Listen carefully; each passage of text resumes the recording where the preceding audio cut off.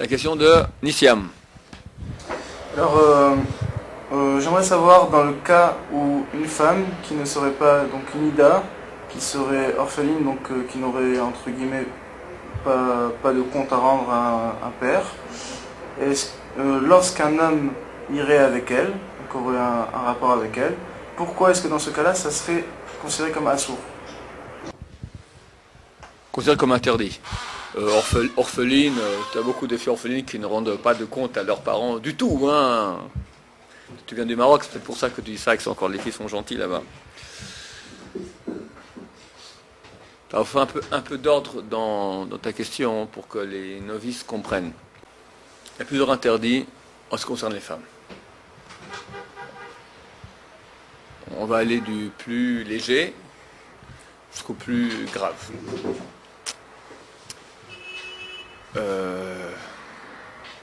Le plus léger, c'est le contact physique qui s'est fait sans aucun plaisir et qui en lui-même n'est pas considéré comme une chose qui fait plaisir. On le fait par politesse pure, ça veut dire serrer la main. C'est interdit par la Torah, mais c'est interdit des Rabbanan. Faire la bise par politesse, c'est déjà, ça rentre dans une autre catégorie qui sera interdit de la Torah. Et là, je vais commencer aussi du moins grave jusqu'au plus grave. Mais tous sont interdits de la Torah, et je vais donner les versets de chacun de ces interdits-là. Premier interdit, qui est très grave parce que, bon, d'abord il est interdit c'est le moins grave, mais il est déjà très grave parce qu'il est interdit de la Torah et qui est le début de toutes les catastrophes qui arrivent, c'est regarder une femme, quelle qu'elle soit, en profitant de sa beauté. Alors, tu regardes très rapide, d'accord. Tu peux regarder une femme comme tu regardes un homme, si tu es un homme normal, sans tendance homosexuelle, d'accord. Tu regardes une femme comme tu regardes un bibelot, comme tu regardes une montre, comme tu regardes un homme, tu lui parles, c'est permis. Après, les pensées interdites, c'est-à-dire une pensée de znout, de débauche avec une femme. Après, tout ça est interdit aussi. Alors, l'interdit de la Torah de regarder, ce qu'on dit dans le Kriyat Shema, vous n'irez pas après vos yeux. Interdit de la Torah. Et un autre interdit, c'est d'avoir une pensée d'une femme, pensée de débauche, et Ishamer mikol davar ra. Fais attention de toute chose qui est mauvaise, qui peut t'amener, même si elle ne t'amène pas, qui peut t'amener à vous faire de la semence en vain. D'accord. Chaque fois qu'une pensée, tu as une pensée de femme, qui peut t'amener à être en état d'érection, qui peut t'amener à avoir une éjaculation, toutes ces choses-là sont interdites en elles-mêmes. L'érection en elle-même est interdite. Celui qui se met en état d'érection, qui chouille la date, on appelle cela, il est benidoui arbaim yom, il est excommunié dans le ciel 40 jours. Il prie et ça ne marche pas. Bien sûr, tout ce que je dis maintenant, je vais parler de beaucoup d'interdits, pour tout la tchouva est valable. Si on fait tchouva, pour tout est réparable. L'éjaculation, c'est Zer al-Batala. Shulchan Aruch dit que c'est l'interdit le plus grave qui est dans toute la Torah. Avoir de la semence en vain.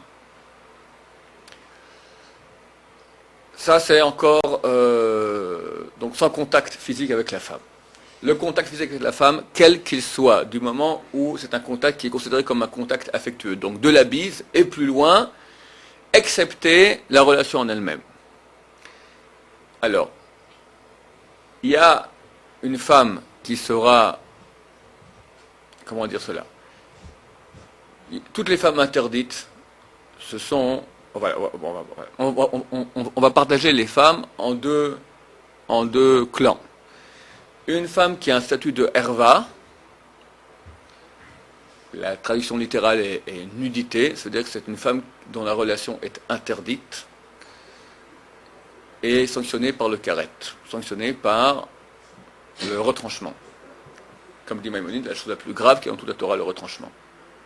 L'âme est retranchée du monde des âmes, tu es coupé de ta source. Alors il y a, je me souviens bien, 27 sortes de hervot, de nudité, sa sœur, sa mère, etc. Les choses qui ne nous concernent pas trop, on va dire, Baruch Hashem. Les gens sont d'habitude plus concernés par la herba qui s'appelle Nida. Nida, qu'est-ce que c'est? C'est une femme qui, une fois dans sa vie, a eu une menstruation, ou même pas, une goutte de sang, et n'a pas fait le processus de pureté qui finit par le mikvé. Le mikvé en lui-même est insuffisant, il y a un processus de pureté qui vient avant le mikvé. Le processus de pureté sans le mikvé, c'est insuffisant aussi, il faut les deux. Sans les deux, cette femme reste nida. Même si, après Chassid Shalom, on lui a enlevé tout ce qu'elle a, l'utérus, etc., cette femme n'a plus eu de sang toute sa vie, elle reste nida tant qu'elle n'a pas fini tout le processus qui amène au mikvé. Une femme de 70 ans, de 80 ans, d'accord, qui une fois dans sa vie, à l'âge de 12 ans, elle a eu une goutte de sang, tant qu'elle n'a pas fait tout le processus avec mikvé, elle est appelée comme nida, et ça ressemble avec elle, est interdite sous peine de karet. Karet. Où c'est marqué? C'est marqué dans la Torah, Parashat Acharemot, la parasha qu'on lit le jour de Kippour. À Kippour, on aurait pu croire que Dieu me dit maintenant, pense à prier avec Kavan, avec beaucoup d'intention, fais attention à la relation avec le prochain, d'aimer son prochain comme soi-même, sanctifie-toi, rien du tout. On nous parle, tu coucheras pas avec ta sœur, tu coucheras pas avec ta tante, tu coucheras pas avec ton voisin, tu coucheras pas C'est le jour de Kippour le plus saint, on nous parle de cela. C'est la parasha d'Acharemot. Et comment elle commence? Dieu parla à Moïse lui disant, Daber ben Israël, parle aux fils d'Israël, va Martalem, tu leur diras, Ani Adonai Elohechem, je suis l'Éternel votre Dieu. Et alors? Pour nous dire, c'est pas n'importe qui t'ordonne cela. Parce que le cœur de l'homme se laisse tenter et n'oublie pas, je suis l'Éternel ton Dieu, le roi qui décrète, qui peut punir et qui peut récompenser. Qui punit et qui récompense. Neman le Shalem Sachar, il est fidèle à payer le Sachar, le mérite de ceux qui vont dans cela. Et comment ça commence? Comme les actions de la terre d'Égypte dans laquelle vous avez habité, vous ne ferez pas. Comme les actions de la terre de Canaan dans laquelle je vous amène, vous ne ferez pas. Vous n'irez pas dans leurs coutumes. Ça, comme explique Maïmonide ici, Maïmonide va faire le compte de toutes les mitzvot.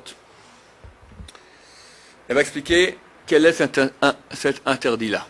Cet interdit-là, c'est tout ce qui va suivre, donc toutes les interdictions sexuelles, y compris le rapprochement de la herba. Ça veut dire même toucher, embrasser, enlacer, faire la bise, etc., sans la relation. Plus forte raison, avec la relation. Ça rentre là-dedans, déjà. Déjà, beaucoup de gens posent la question, d'où on voit dans la Torah que c'est interdit d'embrasser une femme. Là, déjà les actions de terre d'Égypte et de terre de Canaan. De plus, Maïmonide va rajouter là-dedans aussi tout ce qui est les Toraevot. Toraevot, c'est des horreurs. Comme dit Maïmonide ici, il dit sur place, donc il amène des sources il y a 2000 ans, le Sifra qui nous disent deux femmes qui se marient ensemble, deux hommes qui se marient ensemble, une femme qui se marie avec deux hommes. Tout ce genre de trucs-là, ça rentre dans le cadre de les horreurs de terre de Canaan et les horreurs de terre d'Égypte. Continue la Torah et nous dit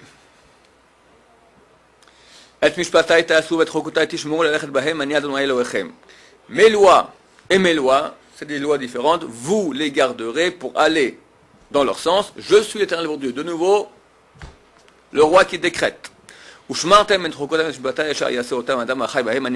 nouveau avertissement. Et vous garderez ces lois. Tout cela avant tout, c'est une introduction à tout ce qui va suivre. Donc ça veut dire que c'est très important. Et Dieu sait à quel point ces choses-là, l'homme en a envie, ou la femme en a envie. Donc néanmoins, il nous dit, Ushmartem, vous garderez toutes ces lois-là, pour que l'homme vive. Je suis l'Éternel. Premier interdit. Ish, qui, alors je dis, toutes les lois, toutes ces coutumes, horreurs de terre de Canaan, de terre d'Égypte, c'était l'introduction. Maintenant, il va commencer à définir chacune, une par une. Je ne vais pas toutes les lire, mais la première concerne beaucoup ta question. Ish, tout homme. El kol cher besaro, à toute chair. Le mot chair en hébreu, il est le même qu'en français. En français, il est le même qu'en hébreu. Cher besaro. Toute une chair de sa chair. Lo tikrevu le galot herba, vous vous rapprocherez pas pour gilou herba. Gilou herba, c'est l'interdiction de relation. Mais là, il est marqué que même tikrevu, tous les interdits qu'on verra après, c'est le gilou herba lui-même, c'est-à-dire la relation sexuelle en elle-même. Là, on parle même le kirouv erva. Juste l'embrasser. C'est marqué où? C'est marqué là en deuxième. Il y a deux interdictions. Quand quelqu'un, il embrasse une femme, à part sa femme quand elle est pure et qu'elle est juive, d'accord, il transgresse au moins deux interdictions qui sont marquées ici dans la Torah, noir sur blanc, et qu'on lit le jour de Kippour. Ani Hachem, il répète, je suis l'Éternel. Et après, il passe toutes les aurores qu'on peut imaginer, l'oncle, la tante, le père, la mère, les enfants, etc., qui, Baruch Hashem, concerne moins, nous concerne moins. Et de nouveau, les avertissements à la fin, Dieu nous dit, ne faites pas cela, parce que tous les peuples qui étaient sur cette terre ont fait ces choses-là, et la terre les a vomis. Et ils ont impurifié la terre. On verra tout de suite que toutes les interdictions ont à voir avec la terre. L'interdiction sexuelle ont à voir avec la terre. Donc,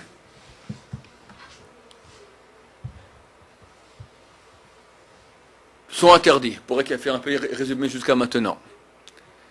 N'est interdit que des rabanan, serrer la main à une femme par politesse. Tout le reste est interdit de la Torah. Regardez, pensez, j'ai oublié de le dire, yichud, lot Torah hanechem, je dis. Le yichud, qu'est-ce que c'est le yichud? Et c'est une chose qui est peu de gens le savent, beaucoup de gens transgressent, et c'est le début de toutes les catastrophes. Comment on fait la avera grave? Quelqu'un dit, ça m'est arrivé la avera grave, comment t'es arrivé? Ben parce que tu étais enfermé quelque part avec une femme, un endroit où tu étais tranquille. Chaque endroit où tu es tranquille, même dans une impasse la nuit, ou dans le désert tout seul, dans la forêt tout seul, ou encore plus dans une chambre, d'accord, tout seul, c'est un interdit de la Torah. Même quand on est plusieurs, n'est permis que si on est 3 hommes et 3 femmes. Parce qu'on dit qu'il y a 3 hommes, 3 femmes qui ne sont pas des gens débauchés, ils vont se gêner. Ou, moins que cela, mais il y a ici un couple marié. De gens qui ne sont pas proutsim. Proutsim signifie des gens qui sont débauchés. Eux, au contraire, plus on est de fous, plus on s'amuse, d'accord? Maintenant, la relation en elle-même avec une femme. Donc, dans tous les cas où une femme, elle est nida, ou elle est mariée, et pas nida, elle est au mikvé, mais elle est mariée, toutes les femmes interdites, c'est interdit d'oraita avec Issour Karet. C'est marqué à la fin. Qui colle à Sheria, c'est à la fin de toutes ces avérotes-là, la liste de tous les interdits, qui colle à Sheria, assez, mais colle à Tovota, car tous ceux qui feront de ces horreurs-là, seront retranchés, ces âmes seront retranchées de leur peuple. Le peuple, c'est-à-dire de l'âme d'Israël. Chazal précise là-dedans, celles qui vont faire, mais pas se rapprocher. C'est-à-dire l'action elle-même de relations sexuelles, ça c'est karet. Le fait de toucher, embrasser, enlacer, etc., tout cela, tant qu'il n'y a pas eu relation en elle-même, il n'y a pas de issour karet, ce n'est que, entre guillemets, un interdit de la Torah, comme manger du porc, comme tuer, ou des choses de ce type-là. D'accord? Non, tuer c'est aussi karet, d'accord? Comme manger du porc, ou des crevettes, ou toutes sortes. Hein? Bien sûr, malkout. Maintenant, ta question était un cas beaucoup plus précis. Bon, toi tu es malin. Tu sais que une femme nida, c'est interdit karet. Tu lui dis, écoute, me marier avec toi, je veux pas. Mais bon, mikvé, fais le processus de pureté. C'est pas trop compliqué à apprendre cela. Bien qu'on interdit, les rabbinim interdisent au mikvé de tout, justement pour pas que les petits malins comme fassent cela. Mais on a passé outre et elle fait un processus de pureté, elle va au mikvé, donc elle n'est plus karet. C'est vrai, elle n'est plus karet. Alors est-ce qu'elle est permise? Non. Il y a un autre interdit dans la Torah qui est marqué dans Parashat Kitetse. Lo yekadesh bebnei Israël, lo teyekdesha bebnot Israël. Interdit d'être kadesh. Kadesh signifie avoir une relation hors mariage. On appelle ça bilal znout, une relation de prostitution. C'est pas une prostitution vraiment, parce qu'elle n'a pas donné de l'argent. Mais elle y gagne. Elle y gagne du plaisir, elle y gagne de la joie, elle y gagne quelque chose, d'accord? Tant qu'il y a une relation sexuelle qui est hors cadre mariage, c'est interdit de la Torah. Mais, c'est vrai, c'est pas sanctionné par le karet. Je vais lire peut-être cela dans le Rambam. 2 interdits. C'est l'interdiction 365 dans la liste des interdits que fait Maïmonide. Hezhir, il nous a averti, Sholavo Alisha Belo Ktuba Vekidushin, qu'on n'a pas le droit d'avoir une relation avec une femme sans qu'elle ait une Ktuba, Une Ketouba, c'est un contrat de mariage dans lequel l'homme s'engage à beaucoup de choses.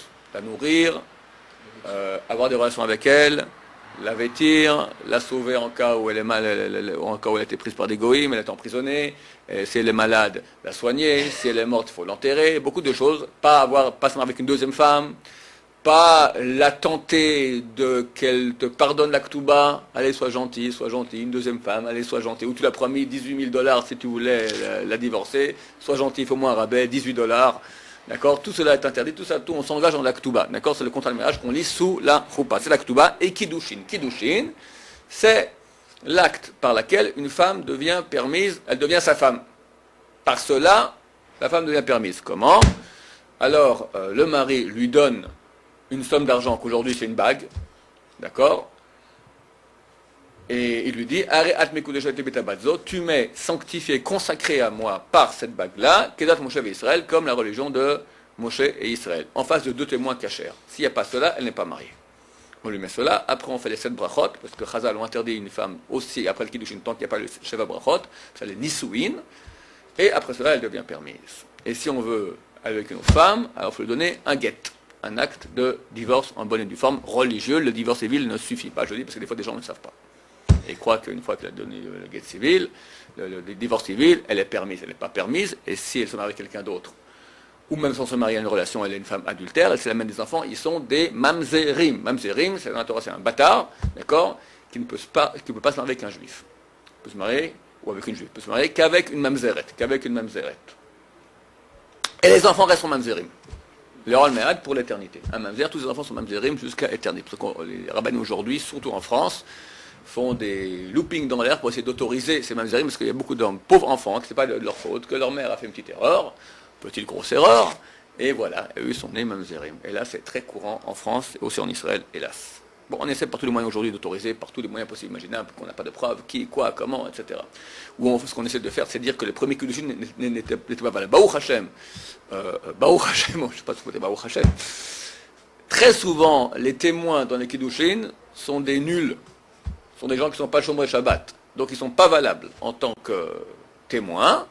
Ou des fois c'est un parent, c'est le cousin, ou c'est ton copain sympathique, d'accord? Il n'est pas valable, donc les Kiddushin n'étaient pas valables, donc cette femme-là n'est pas adultère. Alors, le Rambam nous dit qu'il y a un deuxième interdit aussi d'avoir une relation avec une femme hors mariage, bien qu'elle ait été au mikvé, comme c'est marqué, Al techalel el bitna laznota, ne profane pas ta fille en la prostituant.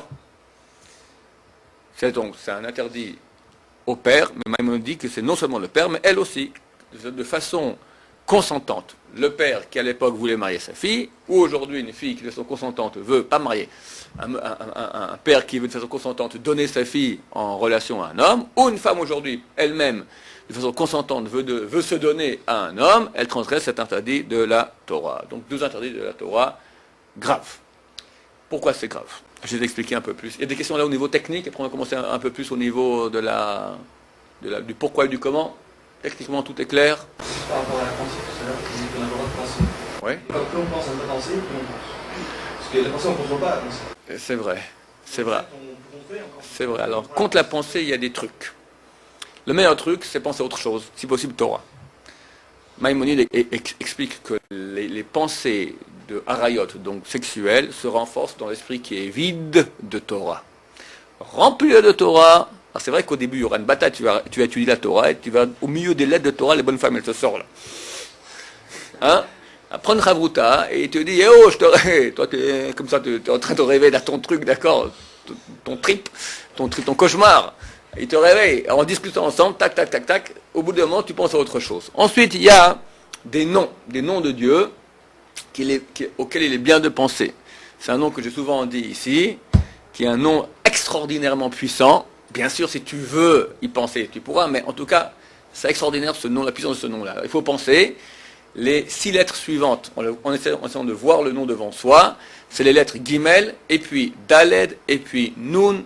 Non, je me suis trompé, je répète. Les lettres Gimel, et puis Daled, c'est facile, Gad, tu penses.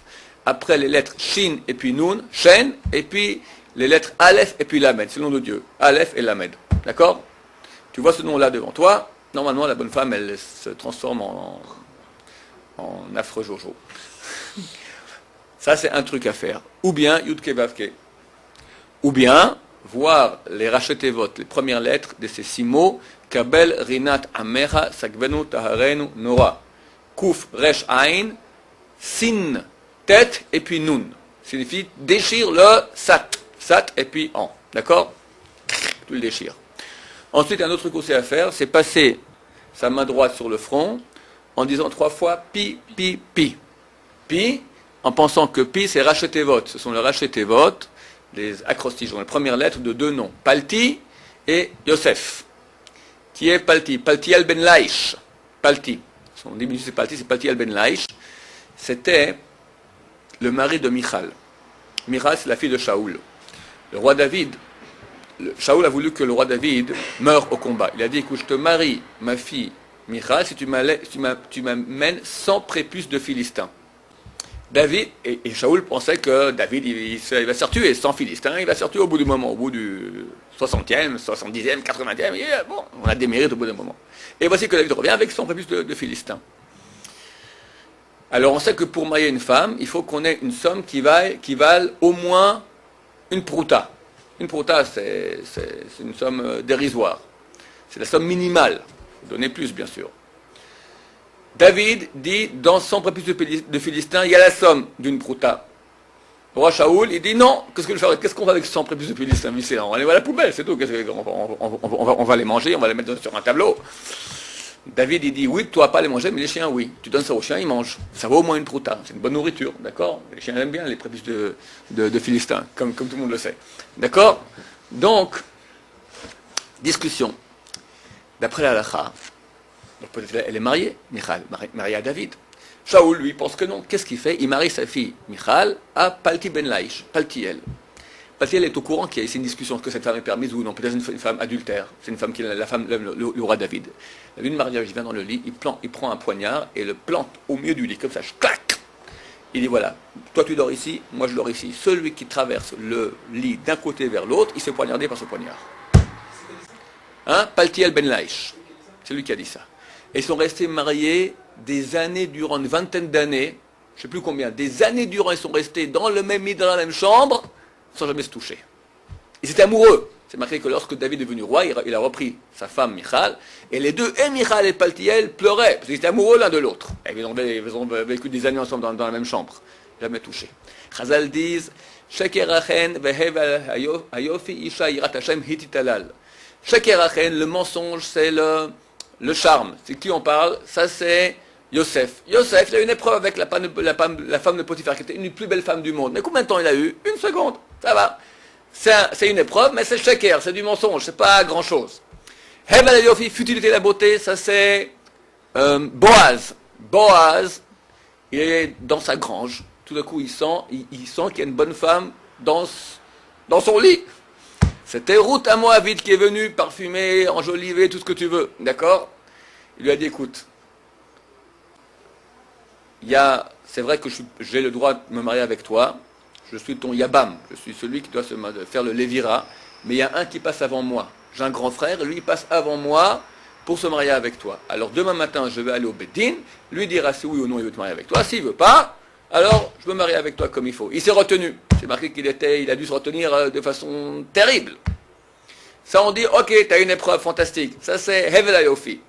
C'est futilité la beauté. Isha Yirat Hashem était une femme qui est digne de louange.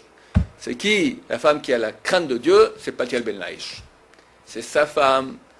En tout cas, il y a un safek, il y a un doute, avec lui, dans sa chambre, dans le lit, plusieurs années. Ça, c'est une épreuve fantastique. Alors, pardon? Parce que peut-être elle était mariée à David, elle était peut-être une femme adultère. Alors, on passe la main sur le front et on pense à ces deux héros, Palti et Yosef. Palti, Yosef, Pi, c'est Palti, Yosef. Pi, comme ça. Pourquoi 3 fois? C'est mieux 3 fois que pour faire mieux. Maintenant, attends.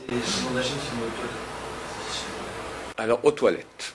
C'est marqué clairement dans la halakha. Si quelqu'un se trouve aux toilettes, ou il se trouve maintenant dans les bains publics, qui ont un statut comme les toilettes, auxquels on n'a pas le droit de penser des vrais Torah, mikvé dans le mikvé, tu peux, parce qu'il y a les façades du mikvé qui te font, c'est un autre domaine. Mais si tu es hors du mikvé et qu'il n'y a pas de surat à pétard, il n'y a pas une allure de porte, c'est-à-dire 2 poteaux et un linteau dessus, entre l'endroit où on se lave et le mikvé, ici ça va par exemple. Mais d'autres mikvés, ça va pas. D'accord? Il faut voir comment ça s'est déconstruit.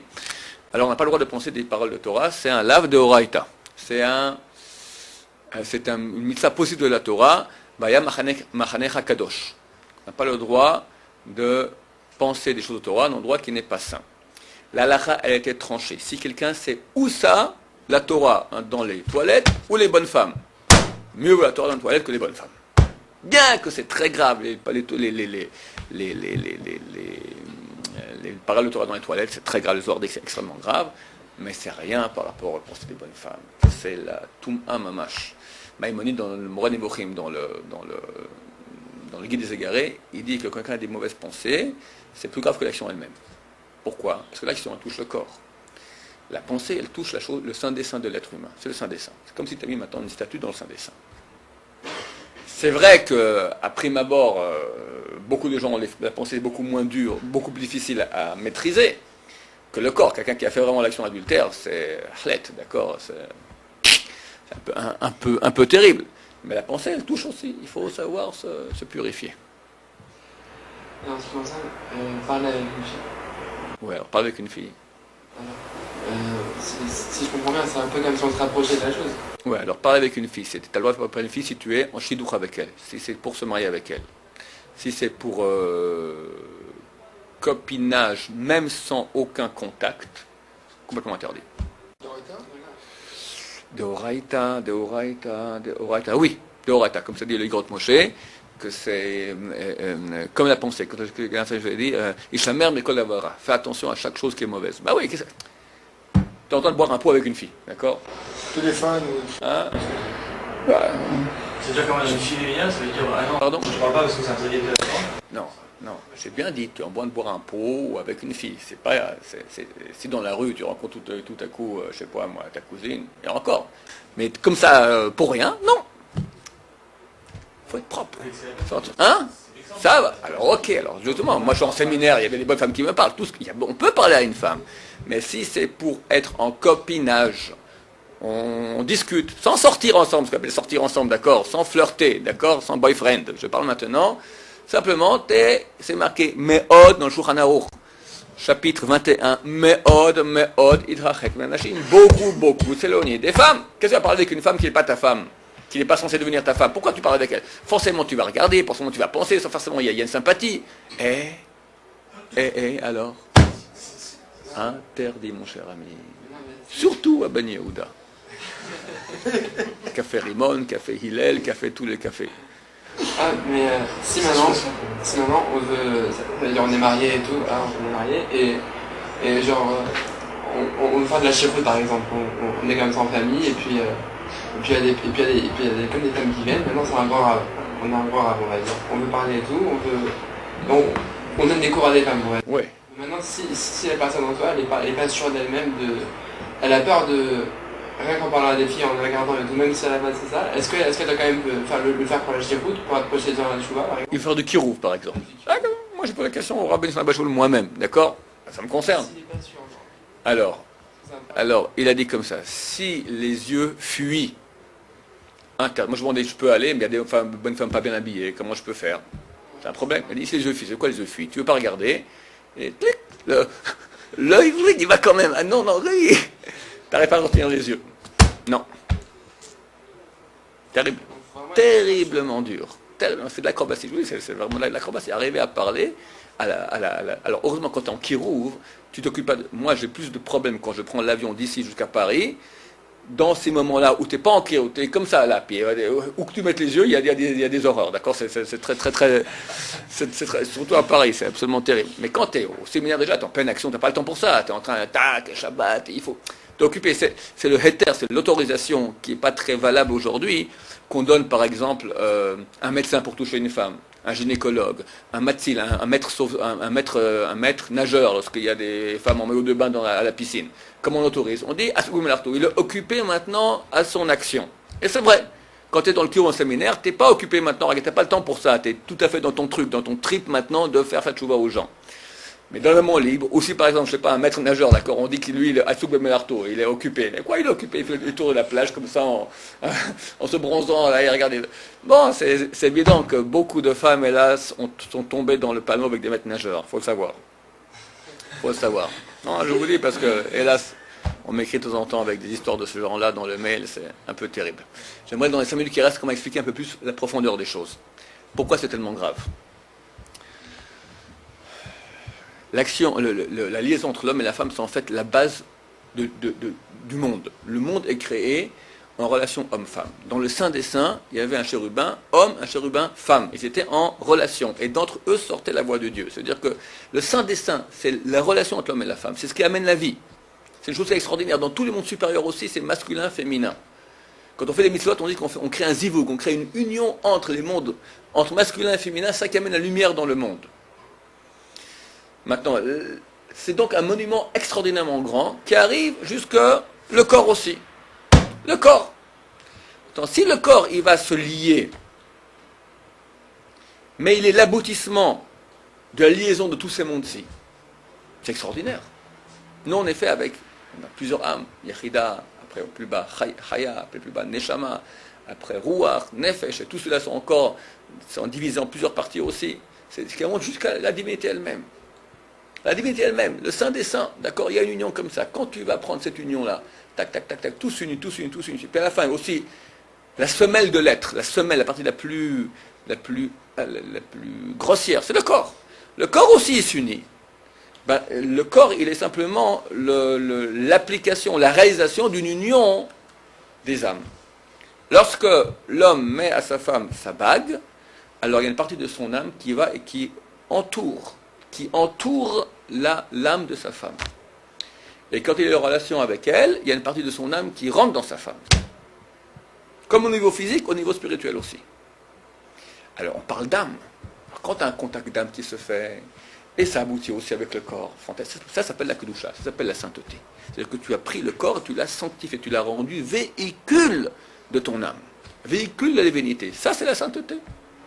Chez nous, dans beaucoup de religions, la relation avec les femmes sont interdites. Chez nous, c'est une mitzvah. Mitzvah. Mitzvah, c'est-à-dire union avec Dieu. Je m'unis avec ma femme, je m'unis avec Dieu. Parce que je fais maintenant avec mon corps une union qui existe au niveau de mon âme, au niveau de Dieu. Le monde est construit comme ça.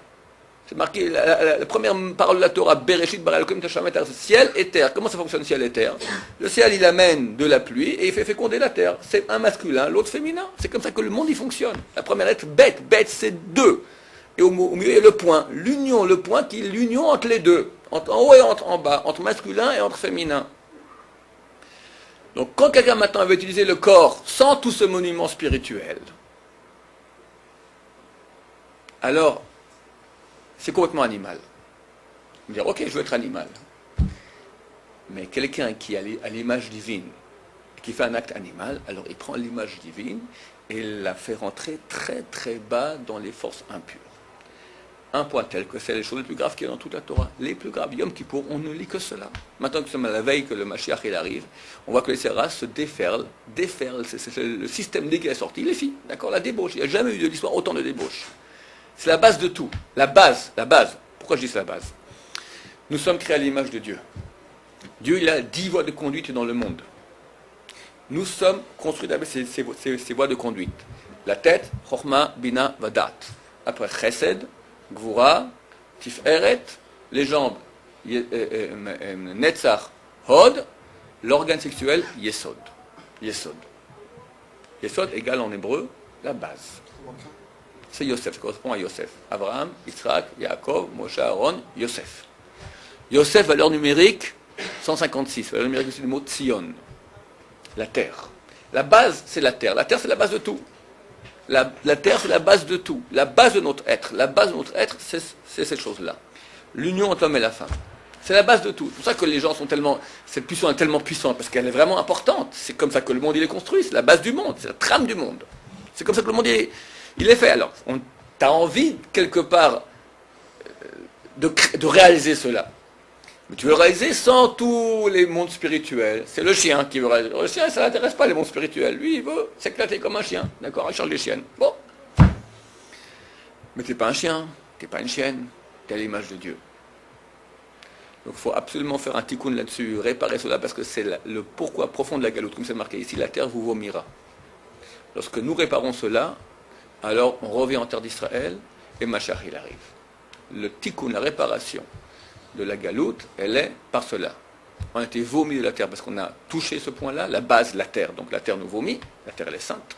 Et maintenant que Israël fait tchouva, alors on est en train de revenir sur cette terre-là. C'est pour ça que le Sera se bat. Il veut nous faire des guépras, il y a des maisons de passe à Tel Aviv, pour qu'on souille le maximum, pour que le Mashiach n'arrive pas. Mais on y arrivera, Bezrat Hashem. Parce que chacun de vous qui se retient, chaque juif, surtout à Paris, en France, qui se retient, ça vaut des milliards de milliards. Et il retombe, sévère, on n'est pas des anges.